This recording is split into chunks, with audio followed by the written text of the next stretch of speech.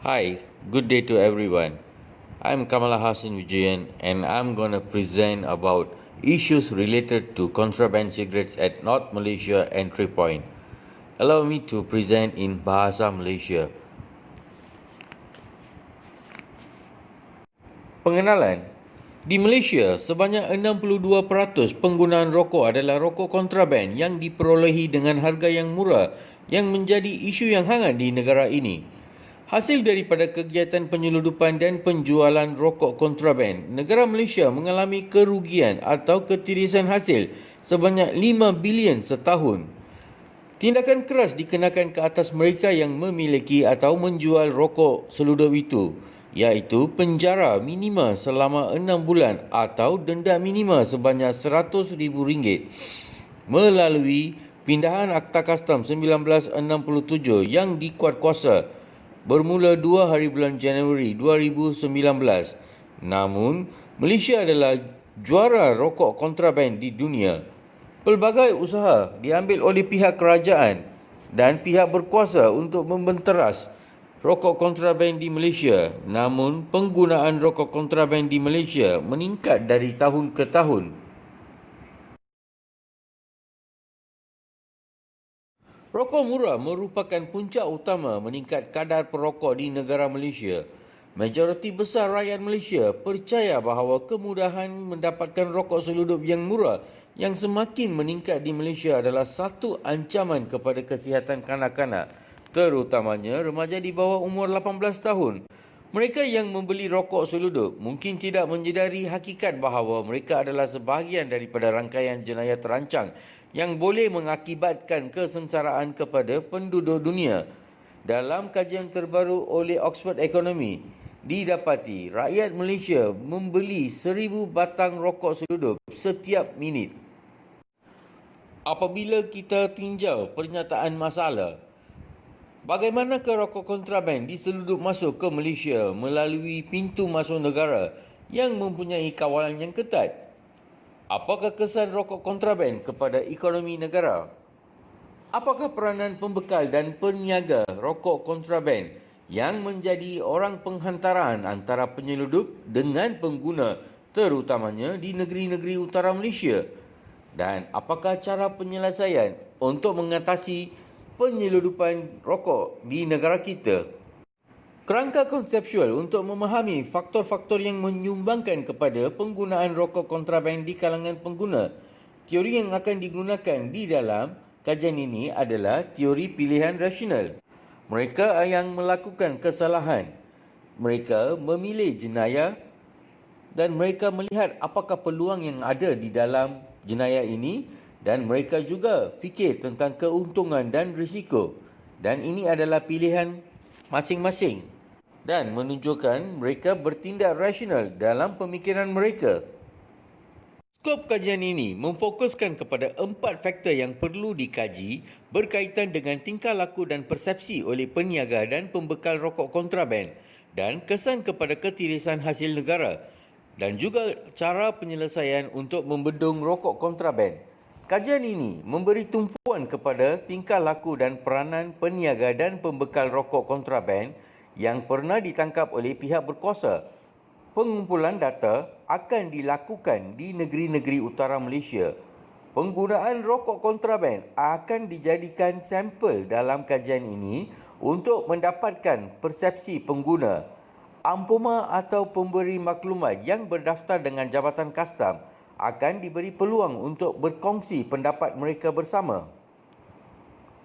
Dalam kajian yang telah dijalankan oleh Luke Johnson dan Martin Law pada tahun 1998 mengenai penyeludupan rokok di Eropah, membincangkan tentang siapakah pihak yang mendapat keuntungan daripada rokok yang diseludup tersebut. Dalam kajian tersebut menyatakan bahawa penyeludupan rokok semakin meningkat dan meluas dan teratur sehingga ia menimbulkan ancaman serius kepada kesihatan awam. Ancaman tersebut datang dari dua hala yang penting. Pertama, penyeludupan rokok menjadikan rokok yang dijual dengan murah sehingga meningkat penggunaannya. Rokok yang diseludup masuk dijual pasaran gelap yang memberi kesan besar kepada penggunaan dan dengan itu menyebabkan peningkatan beban penyakit terutamanya di negeri negara miskin. Ia juga menelan belanja perbendaharaan kerajaan ribuan berjuta-juta dolar sehingga hasil cukai hilang. Kedua, industri tembakau menggunakan cara politik melobi kerajaan menurunkan harga cukai dengan alasan bahawa penyeludupan disebabkan oleh perbezaan harga. Maka ini menunjukkan bahawa yang dituntut korelasi antara harga tinggi dan tinggi tahap penyeludupan tidak wujud di negara Eropah Barat. Sebenarnya, negara seperti Norway dan Sweden walaupun dengan rokok yang mahal tidak mempunyai penyeludupan yang besar, tetapi ia adalah satu masalah di negara-negara Eropah Selatan. Dalam kajian menyatakan bahawa penyeludupan rokok tidak disebabkan oleh permintaan pasaran tetapi ia disebabkan oleh penipuan oleh sesetengah pihak untuk mengelakkan duti atau cukai untuk mengaut keuntungan yang lebih tinggi. Rokok yang terlibat bukan jenama murah dari negara Eropah Selatan yang mana tidak ada pasaran antarabangsa. Ia adalah jenama antarabangsa yang terkenal seperti Marlboro dan Winston.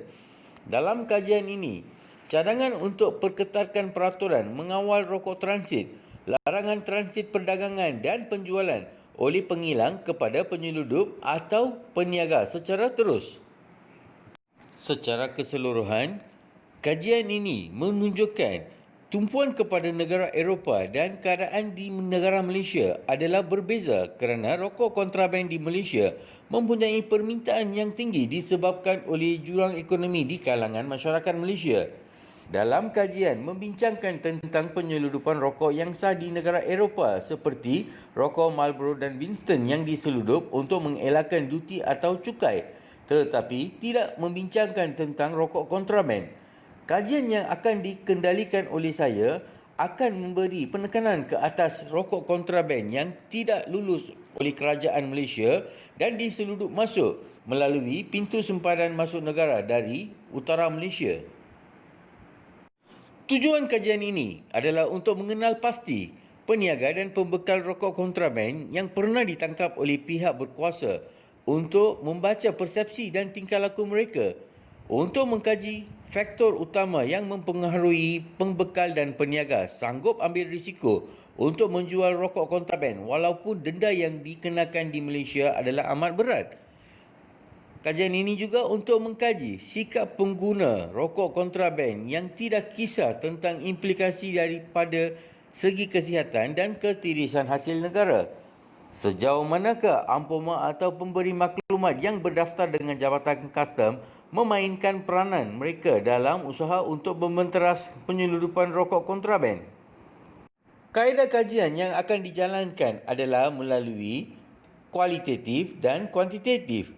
Subjek kajian ini adalah untuk menentukan dan menggariskan penyeludupan rokok di negeri-negeri utara Malaysia. Lokasi kajian yang akan berfokus kepada pintu masuk negara seperti Padang Besar, Bukit Kayu Hitam, Wang Kelian, Durian Burung dan Pangkalan Hulu.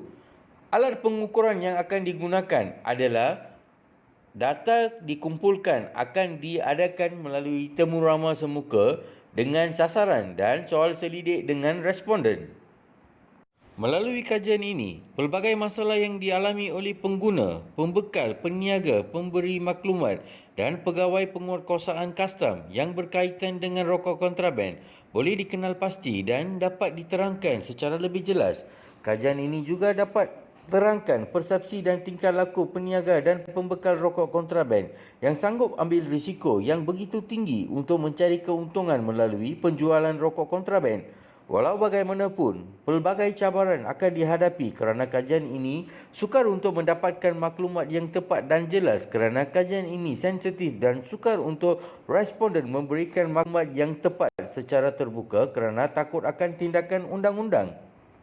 Walaupun kajian ini akan mendapat cabaran yang hebat daripada pelbagai pihak, namun keputusan kajian ini dapat membantu pelbagai pihak terutamanya Kementerian Kesihatan Malaysia, Kementerian Kewangan dan lain-lain agensi penguatkuasaan untuk memperbaiki sistem penguatkuasaan mereka. Kajian ini juga akan dapat membantu kerajaan daripada ketirisan hasil di mana Ketirisan hasil yang berlaku dalam kajian baru-baru ini adalah sebanyak 5 bilion setahun. Berikut adalah rujukan untuk kajian saya. Dan kini dibuka untuk sesi soal jawab. Sekian, terima kasih.